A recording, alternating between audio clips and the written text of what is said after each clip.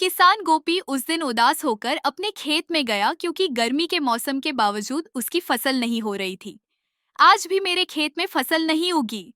अब मैं क्या करूं? अगर मैं राज्य में फसल नहीं पहुंचा सका तो मुश्किल में पड़ जाऊंगा। एक दिन जब गोपी अपने बंजर खेत में खुदाई करने ही वाला था, तभी अचानक उसका फावड़ा किसी सख्त चीज से टकराया। अरे, यह क्या है?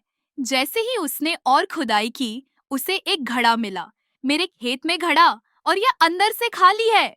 गोपी बहुत निराश हो गया कि उसने इतनी मेहनत की लेकिन कुछ नहीं मिला। गुस्से में उसने अपना फावड़ा उस घड़े में डाल दिया और एक पेड़ के नीचे आराम करने चला गया। कुछ समय बाद जब वह घर लौटने के लिए अपना फावड़ा लेने गया, तो उसने देखा कि घड़े में 100 फावड़े पड़े थे। यह कैसे हो सकता है? मेरे पास तो सिर्फ एक ही फावड़ा था। उसने घड़े से सभी फावड़े बाहर निकाले और इस बार उसमें अपना बेलचा डाल दिया। तुरंत घड़े से 100 बेलचे और निकल आए। क्या यह घड़ा जादुई है? गोपी हैरान और खुश दोनों था। वह घड़ा अपने घर ले आया और उत्साहित होकर उसमें एक मुर्गी का अंडा डाला। थोड़ी देर में घड़ा अंडों से भर गया। यह तो कमाल हो गया। फिर उसने एक सेब और रोटी डाली। देखते ही देखते घड़े ने सैकड़ों सेब और रोटियां वो बना दी। अब मुझे इस बंजर खेत में मेहनत नहीं करनी पड़ेगी। मैं इन चीजों को राज्य के बाजार में बेच सकता हूँ। हर दिन गोपी घड़े की मदद से अलग अलग चीजें बनाकर बाजार में बेचने लगा। कभी कपड़े, कभी सब्जियां, कभी बीज। लेकिन दूसरे व्यापारी उसकी सफलता से जलने लगे और सैनिकों से उसकी शिकायत कर दी। अगले दिन राजा के सैनिकों ने गोपी की जासूसी की। उस सुबह गोपी ने घड़े में एक चूजा डाला और थोड़ी देर बाद घड़ा सैकड़ों चूजों से भर गया। सैनिक यह देखकर दंग रह गए।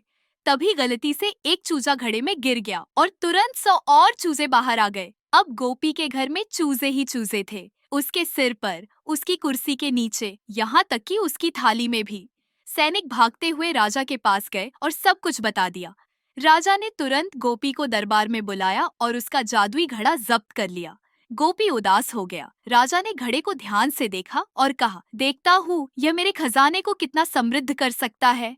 राजा घड़े को करीब से देखने झुका। तभी, महाराज सावधान! लेकिन देर हो चुकी थी। राजा का पैर फिसला, वह अपना संतुलन खो बैठा और सीधे घड़े के अंदर गिर गया। नहीं! कुछ ही मिनटों में दरबार में 100 राजा और आ गए। अब सैनिकों को समझ नहीं आ रहा था कि वे किसकी आज्ञा माने। राजा आपस में झगड़ने लगे। मैं असली राजा हूँ। नहीं, असली राजा मैं हूँ। बकवास! असली राजा तो मैं हूँ। चुप रहो, मैं राजा हूँ। यह देख गोपी समझ गया कि यह जादुई घड़ा कितना खतरनाक हो सकता है। राजमहल में मची अफरा तफरी के बीच वह चुपचाप घड़ा उठाकर वहां से निकल गया। सीधा एक ऊंची पहाड़ी पर गया और घड़े को नीचे फेंक दिया। घड़ा चकनाचूर हो गया और गायब हो गया। उसी दिन से गोपी के खेतों में फसलें उगने लगी। तब उसे एहसास हुआ कि असली समृद्धि जादू से नहीं, बल्कि मेहनत से मिलती है। गोपी ने कड़ी मेहनत की और हमेशा सुख समृद्धि से रहा।